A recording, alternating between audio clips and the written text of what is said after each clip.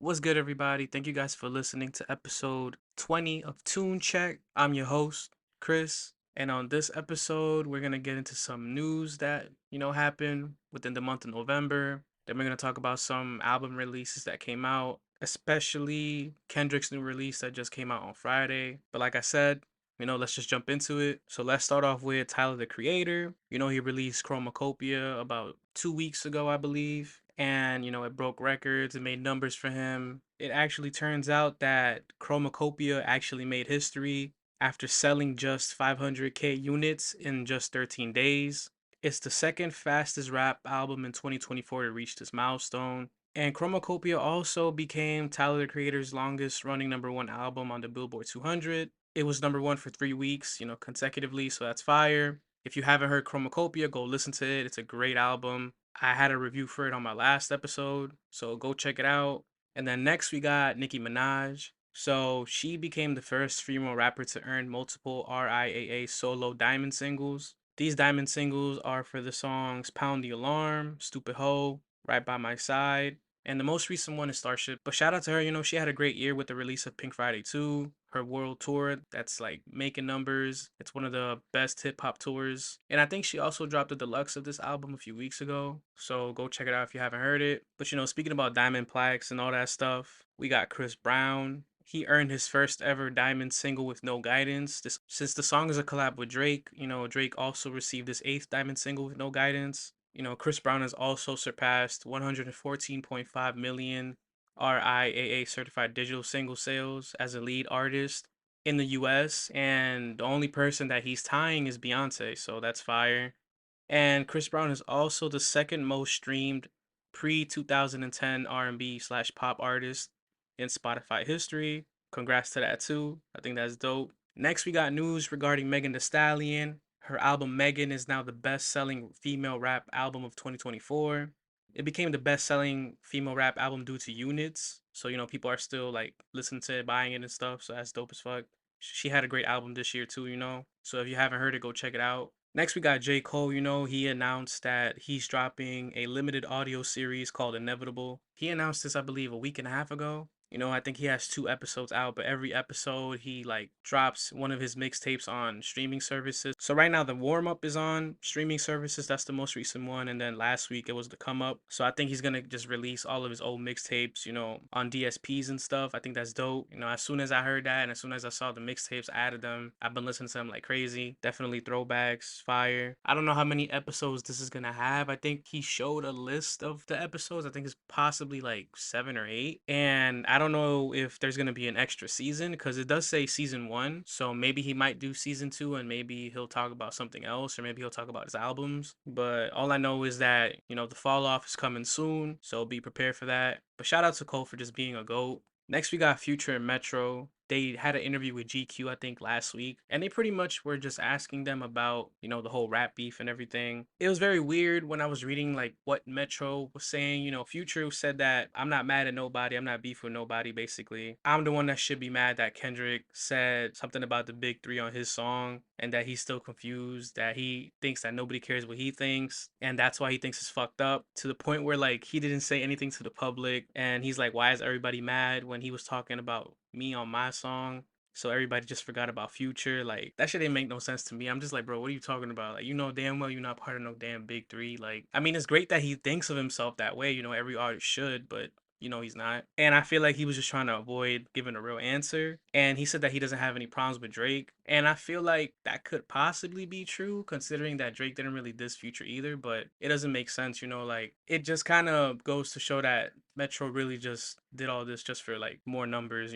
And then Metro even said like, hey, like people really think that the two of us really sat in the booth in the studio making 2 whole albums, this and this one person. Like that's crazy. We don't do that. We don't run like that. But as soon as I read that, that shit didn't make any sense to me either. Cause like you're saying this, but then you legit had artists featured on the album that was dissing Drake the entire time. The Weeknd, ASAP Rocky, Rick Ross, fucking even Future said something about Drake in the beginning of one of the tracks on one of the albums. It was just very weird. And then he even had Kanye West remix like that. And it's just like, what are you talking about? Like you legit just did all this, and you made a song called BBL Drizzy, and you was accusing this man of sending you a cease and desist over something. And then you went on a whole Twitter rant, just coming at him, talking about him and shit. I mean, Metro spoke about that too. He's like, yeah, I should have never done that. That was kind of out of character, this and that. But it's just like, bro, like, just admit that you just did all this just to get your bag, like, it's fine. We all know that. We see that. And for everybody who doesn't think that's what happened, that's crazy because, numbers don't lie. Like, yes, their albums would have been good and it would have made numbers, but it wouldn't have done the numbers that it did without dissing Drake. You know what I'm saying? Like, they really decided to go for one of the biggest rappers out right now to make sure that their numbers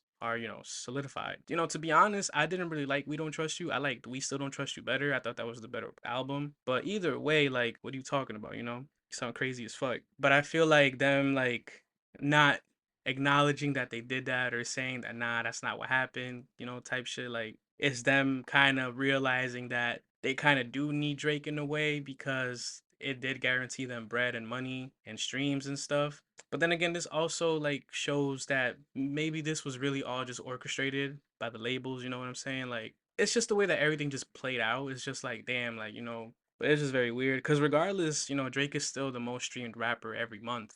But that's it for the news, not too many crazy things happened this month. But with that being said, let's start the album reviews. So the first album I'm gonna talk about is Soul Burger from Absol. It's 54 minutes long, 15 songs. The features are Jason Martin, Thirsty P, Vince Staples, Cam Carson, Doechii, Notorious, NIQ, Fresh, Ty Dolla Sign, Lupe Fiasco, Punch, Blast, Asia Holiday, and Jid. My favorite songs on this album was Payday, All That, Bucko Jr., I, Myself, and Me, and D&D. As I was listening to this album, I felt kind of mixed because I'm an Absol fan. Like, I really fuck with his work. I think he's one of the dopest rappers. He's very underrated. But this album just didn't really, like, sit well with me. I found myself getting, like, bored after a few tracks. I'm just like, now it's kind of like, it's not giving too much. It's not really what I expected, but, that's probably what he was going for. I did give it a few listens afterwards. It still felt the same way, but it's like still a good album, Let's just start with that. It's still a good album. I love the production. I thought the production was really solid, from the jazz elements to West Coast sounds, even like some trap beats, it was fire. It shows his versatility as a rapper and also as an artist, and it works great for him. He did a good job with those kind of styles. The features on this album were great. I thought Doechii, Ty Dolla Sign, and Jid was probably the best ones. Even Lupe Fiasco, they all did a good job on the tracks that they were on. The only issues, well, the main issue that I had was that he was experimenting with singing a lot, and it just kind of sounded weird. He's a great lyricist and all. Like, he's a really good rapper, like I said. But when he just started singing sometimes and like he just tapped into it, it felt kind of off.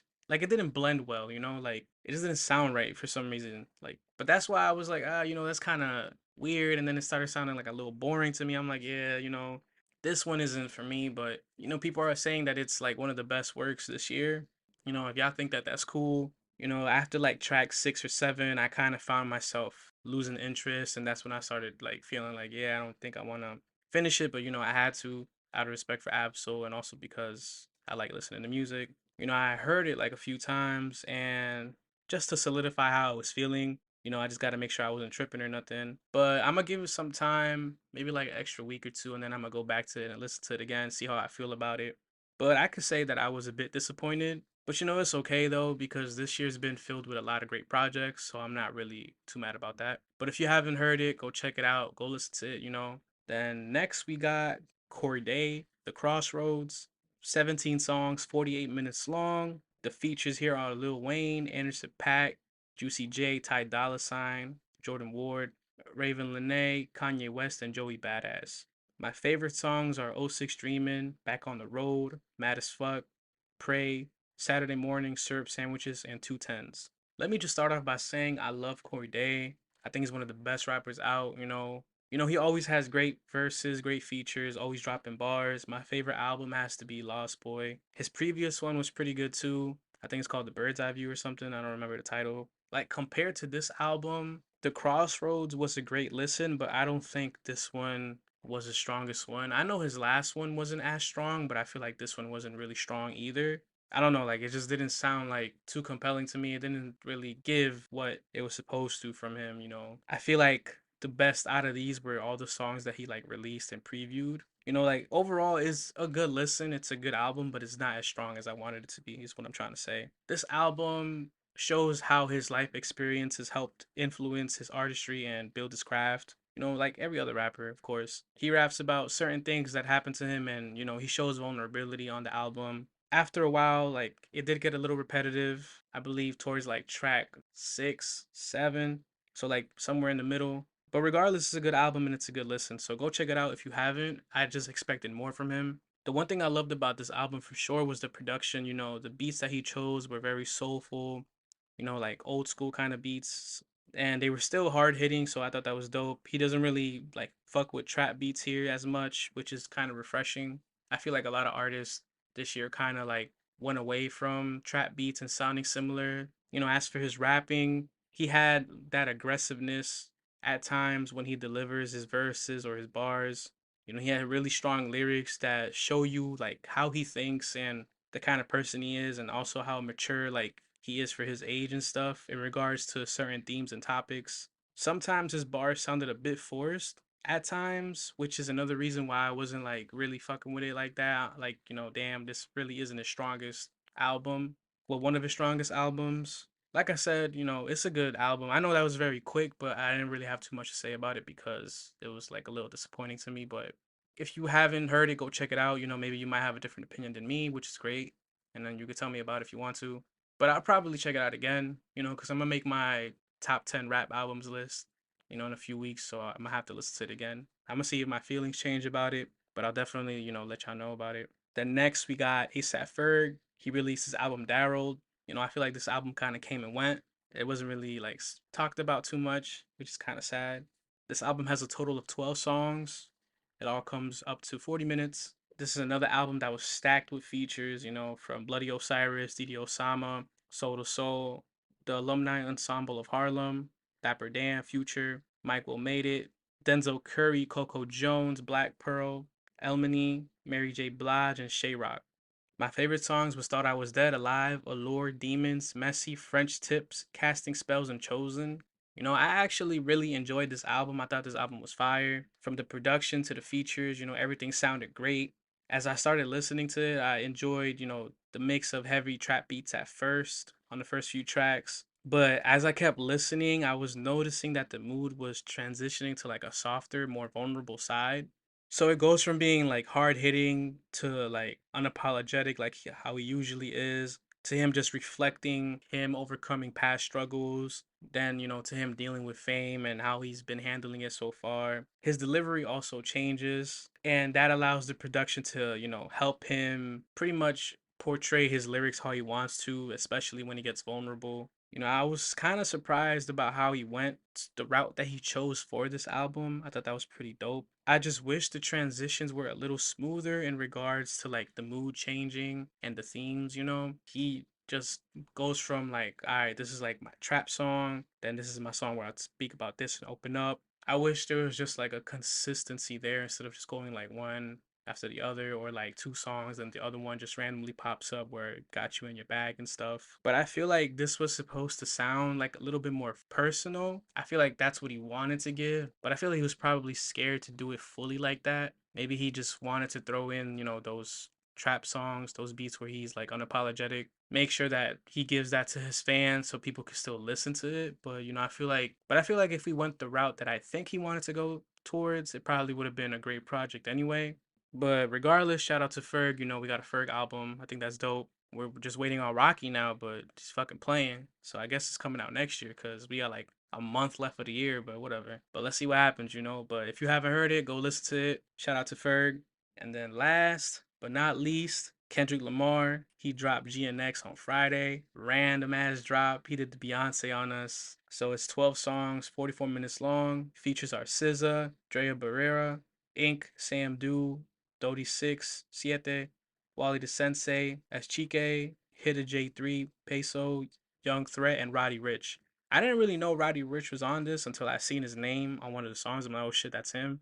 Like he didn't really stand out to me like that, but that's crazy, right? My fave songs on here are Squabble Up, Hey Now, Reincarnated, TV Off, Peekaboo, GNX, and Man at the Garden. So like I said, he dropped this on a Friday. He teased the song like probably towards the middle of the day, like 30 minutes before the album actually dropped, and then he just dropped the album like randomly. The whole thing, 12 songs off rip, and everybody went crazy. Fucking ridiculous. This album, I thought it was good. I really enjoyed it. I thought it was fire. He has a great track listing here. His features are amazing. These are all LA artists that he's featured. So I think that's dope. And because of these features, those LA artists are getting the biggest streams of their career. Like I just saw that earlier today. So I think that's fire. So, on this album, Kendrick does what he does best, drop bars, great lyricism, great verses, fire deliveries. But he does sound more aggressive than he usually does, and he has more of a confidence within him on this album. I feel like this is a continuation of him celebrating his victory lap. As soon as this album dropped, there was just so many things that like I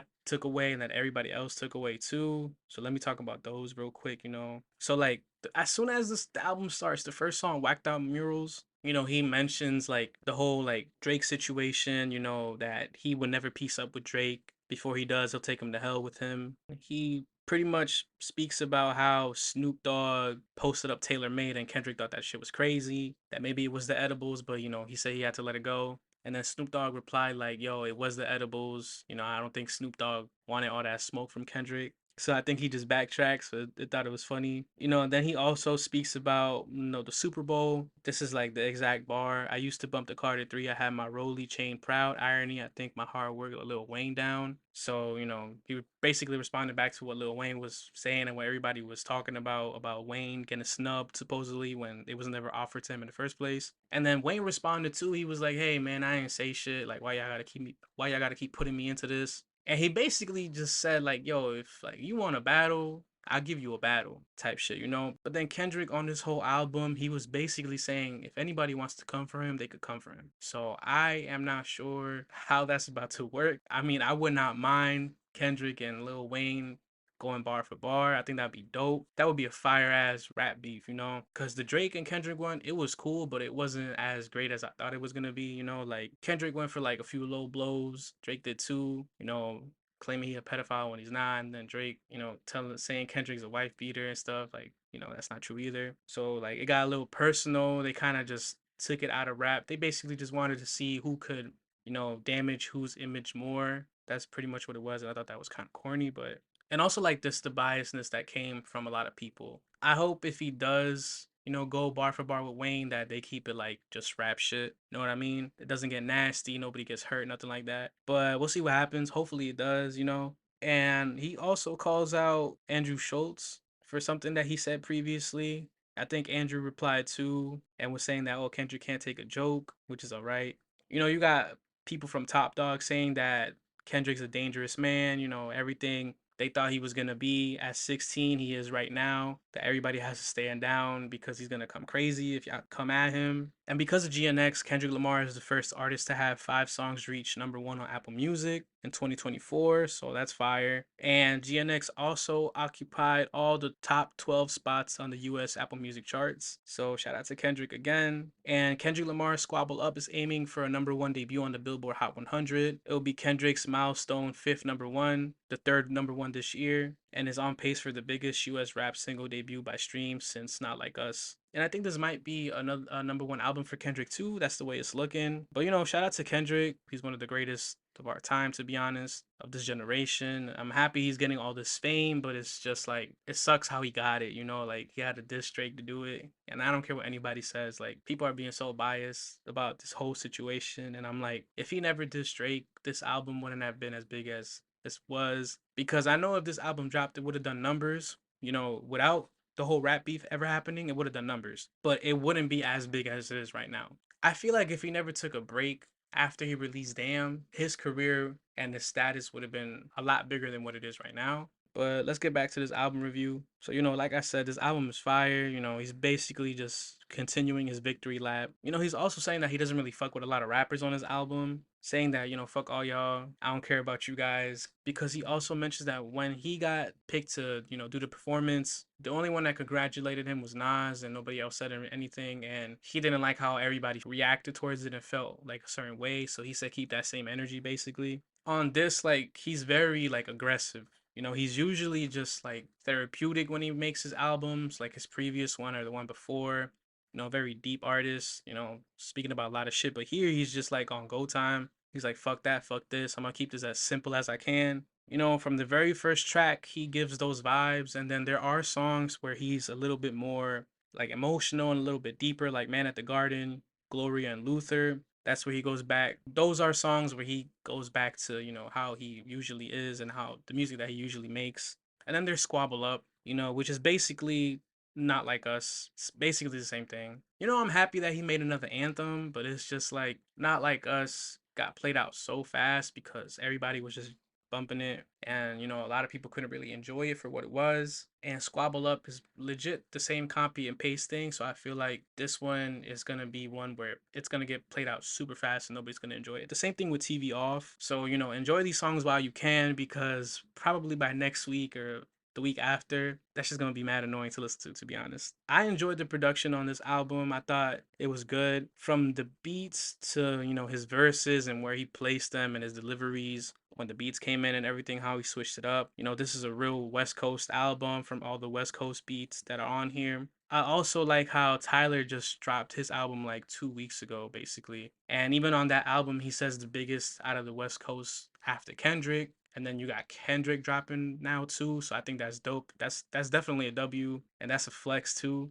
So shout out to Kendrick, shout out to Tyler, and shout out to the West Coast. 2024 is y'all year. They're saying that there might be another album that he's dropping because there was two cars in the teaser he showed, and supposedly the song that he teased isn't on the album, and also because the Heart Part 6 is on this album, and usually when he drops the Heart Part 6, he drops an album after that, which is true because the Heart Part 5 dropped before Mr. Morale and the Big Steppers did. And the same thing with the previous ones from the Heart series. So I mean, if we get another album from him, that's fire. That's two back-to-back albums. That he's never done that before. So, and considering that the Super Bowl's happening, he'll probably drop it maybe before the Super Bowl. But all I know is that I'm just waiting for that, stadium tour to show up. I want to buy tickets. I need to go see him again because the Mr. Morale, the Big Steppers tour was fire. So I definitely want to go see Kendrick again. But that's it for this episode. Thank you guys for listening. I really appreciate it. Share this to all your friends, family, people down the block, cousins, aunties, people in school, your job. Follow me on all socials. If there's any music you guys are listening to that you guys want me to check out, let me know. And, enjoy the rest of your week. Enjoy Thanksgiving. And you'll hear from me next time. Peace.